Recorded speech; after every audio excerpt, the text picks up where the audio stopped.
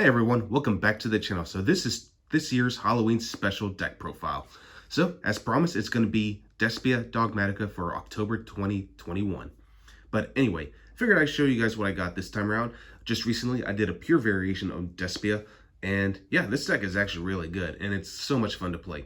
Now, of course, it's getting new support in Burst of Destiny, which is literally just around the corner, so it is going to see some changes. But anyway, out of all the builds, I feel like the Dogmatika variation is probably going to be the one I play the most, simply because I love its flexibility. It's really good going first, really good going second, and yeah, I might even try an Invoke variation at one point too. But anyway, figured I'd just show you guys what I have for today, and let's go and get started.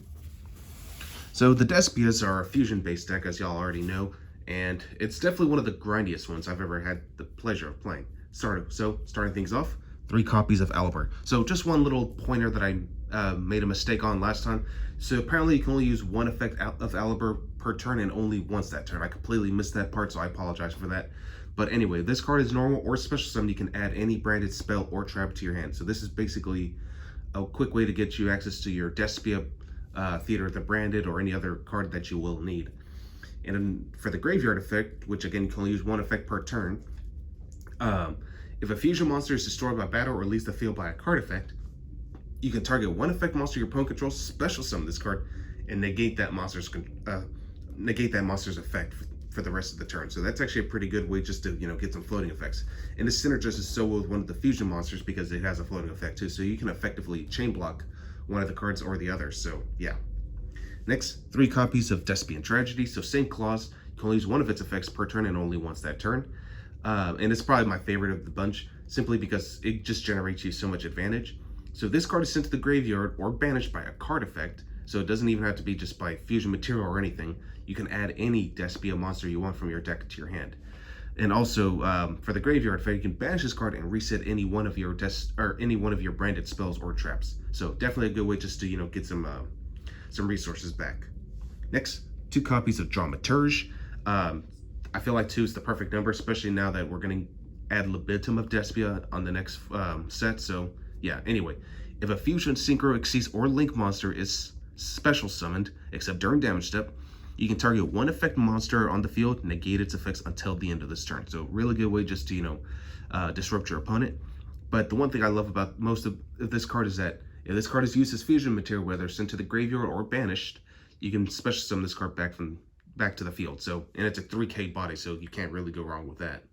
And that pretty much rounds up the Despian monsters for right now. All right, so now moving on to the next cards. 2 copies of Albion the Shrouded Dragon. Last time I was playing this at 3 in the pure build, but in this build, because I'm not focused as focused on Fallen of Albus, it's still needed, by the way, but it's still a great card to run all together. So Albion does count as Fallen of Albus while on the field and in the grave, and has an effect where if it's you can actually send a branded spell or trap rather from hand or your deck to the grave as cost and apply one of its 2 effects. If you send from hand, you get to special summon this card. If you send from deck to the grave, you can add this card back to the bottom of your deck and then draw 1 card. And of course, to go along with it, 1 copy of Fallen of Albus, which is basically a super poly on legs. So, and both are dragons, and that's great. All right, now for the Dogmatikas, I'm actually running 1 of each: 1 Ecclesia, 1 Knight, and of course, 1 Maximus. Ecclesia, is a searcher, and you can just simply special summon her as long as there's a monster summoned from the extra deck. The Knight is basically a negation as long as you control another Dogmatika and special summons itself fairly easily. And of course, Maximus, you banish a extra deck monster, fusion, synchro, exceeds, or link, and special summon this card. And also, it forces both players to send 2 monsters from their extra deck to the grave. So as long as you know what your matchup is, it really comes in clutch. But just keep in mind, you never know when you're actually up against a mirror match until game 1. So just be careful on how you use Maximus. But this basically enables one of my other engines, which we'll get to momentarily. But until then, this is what I got for right now. All right. So, and then for my hand trap lineup, 3 copies of Ash Blossom, 3 Gamma, and of course, got to run the 1 Driver to go with it. This just basically gives us more lights, and it's just a really good card, to protect ourselves so that way we don't get hand trapped during our turn. So, as long as you control no monsters, this card really helps. So, there's a lot of spells that you don't want to get negated, and this is definitely one of the ways to do this. So, yeah. All right. Now moving on to spells. Starting off with the branded ones, we're going to play 3 copies of Despia Theater. The branded, this is basically Fusion Gate and a Monster Reborn, both put into the mix. So you can fusion summon during your main phase for a level 8 or lower, or level 8 or higher fusion monster from your extra deck, using monsters from your hand and field as fusion material. If a face-up non-fusion fairy monster leaves the field by an opponent's card effect or is destroyed by battle, you can target 1 level 8 or higher fusion monster in your graveyard, special summon it. So really good, and it's just busted in that way. Next, 3 copies of Branded Opening. This is this deck's Rhoda, essentially, and it's a quick play spell, which is nice. Discard a card, not cost, by the way, so this synergizes with Tragedy. And you can either add or special summon a Despia monster to the field in defense mode. So definitely good, and it has a graveyard effect where you can protect your fusion monsters from being destroyed by card effects. And of course, 1 copy of Branded in White, which honestly, once Branded in Red comes out in the next set, I'm just gonna cut this because Branded in Red is just better. This basically just polymerization, but the only problem is you actually have to use a dragon type monster as material. So that's the weakest part about this card, which is why I'm not running this at multiples. So yeah, 1 Branded in White should be fine for right now. And again, once Burst of Destiny comes out, there's gonna be a lot of adjusting. All right, moving on. Of course, to go with my Dogmatikas, got to run 3 copies of the Dear Servant. You pitch a monster from your extra deck to the grave, and then you add a Dogmatika monster or Fallen of Albus from your deck or your grave back to your hand. So mostly you're just going to search it out, obviously. 3 Super Poly, just because, I am running quite a few targets, and not to mention, it's just really good for spot removal. So yeah, just a good way to deal with problematic monsters. 1 Gold Sark, because, again, Despia and Tragedy, which, again, I might also, this is probably going to be one of the cards I cut for the upcoming cards that are, well, for the upcoming support, I mean. So anyway, moving on. 1 Called by the Grave, just another way to deal with hand traps, and 1 Foolish Burial. And that pretty much rounds up our spells. All right, and now for the trap cards. I'm playing 1 copy of Screams of the Branded, which honestly I should have ran this in my last build, and I completely overlooked it, so I apologize for that. So this card reads as, if a fusion monster is sent to the graveyard, this turn you can special summon 1 fusion monster that is banished or in your graveyard. During the end phase, if this card is sent to the graveyard because it was sent there, to activate the effect of Fallen of Albus, it resets itself. That's kind of a gimmick that a lot of the branded spells and traps do. But anyway, you're mostly just going to do it for the monster reborn. So it's just a good way to, wall up or just get back one of your best monsters too. So yeah, it's pretty nuts. 1 Dogmatika Punishment. The only thing is, it does lock you out of your extra deck for a turn, so just be careful on how you use it. And of course, last but not least, 1 copy of Shaddoll Schism. What? How? Okay, so this is where I'm going to get to about, how this card is actually playable in this deck for those who are not familiar with Dogmatikas. So, for Schism to work, I actually don't need to run any main deck Shaddoll monsters. I could just use my extra deck to get the advantage I need, but again, we'll get to that how. So, anyway, starting off with the extra deck already, moving on to 2 copies of Despia Dogmatika. Basically, this card reads is that, as a quick effect, during the main phase only, you can make the attack points of all monsters on the field except level 8 or higher fusion monsters to 0. And if this card leaves the field by a card effect, you can special summon a Despia or Fallen of Albus from your deck. And yeah, that's pretty much it. So, but overall, it's really good because it just requires 1 Despia monster plus a light monster, or a light and or dark monster. So it could be either or, and it's just super easy to bring out. So this can be one of the ones you're going to bring out the most. 1 Praskinian. During main phase, quick effect, you can target 1 fusion, synchro, Xyz, or link monster in your opponent's graveyard, banish it, or you can just simply special summon it to your side of the field.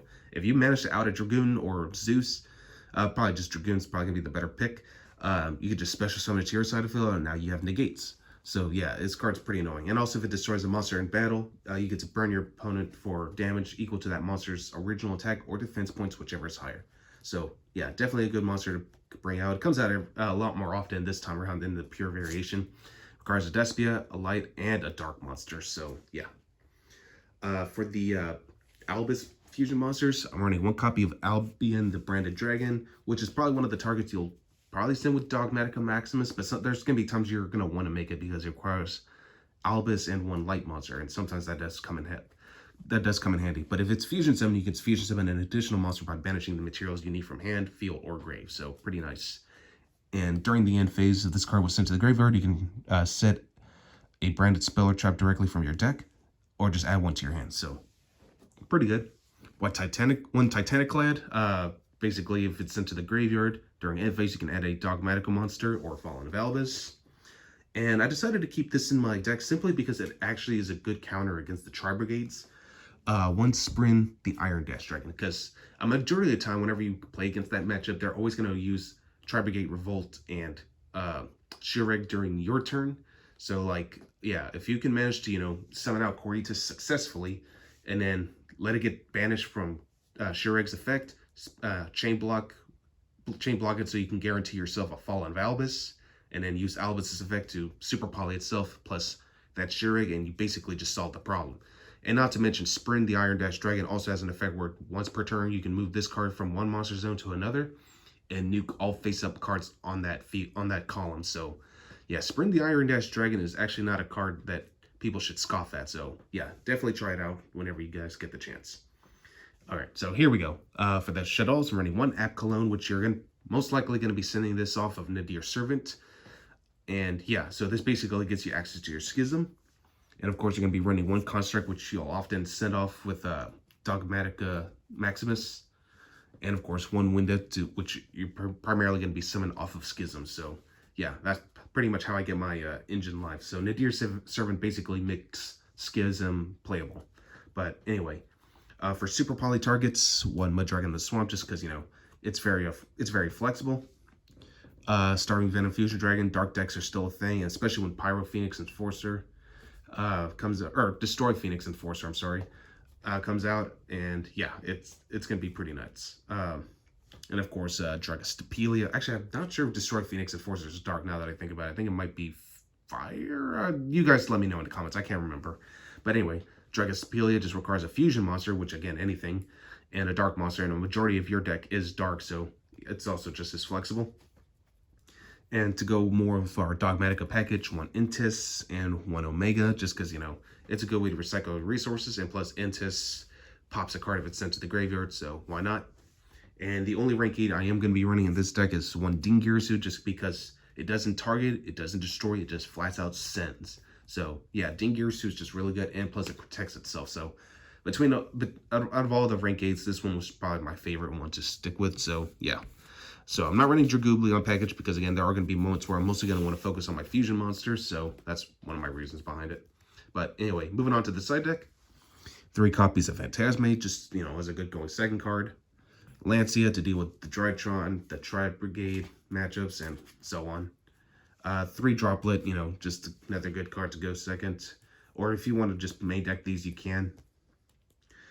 Triple Twin Twisters, which I'm actually going to be swapping out, hopefully in time before Burst of Destiny comes out, for Spiritualism. For those who don't know what that card is, it's basically a card that bounces back row, and it can't be negated. So that's one of the things I like about it, because right now, King of the Sky Prison is coming out, and it's going to be able to protect back row, and Twin Twisters might be a little less effective. Same thing with Harpy's Feather Duster, but until then, you know, these cards are still really good now, but just bear in mind, once that King of the Sky Prison comes out and back row heavy decks start playing that, it's going to be tricky to deal with them. Luckily, I come prepared when it comes to cards like Evenly Matched. So anyway, that's all I got for you guys today, and hopefully you guys enjoyed this, and of course, have a happy Halloween. So see you guys tomorrow.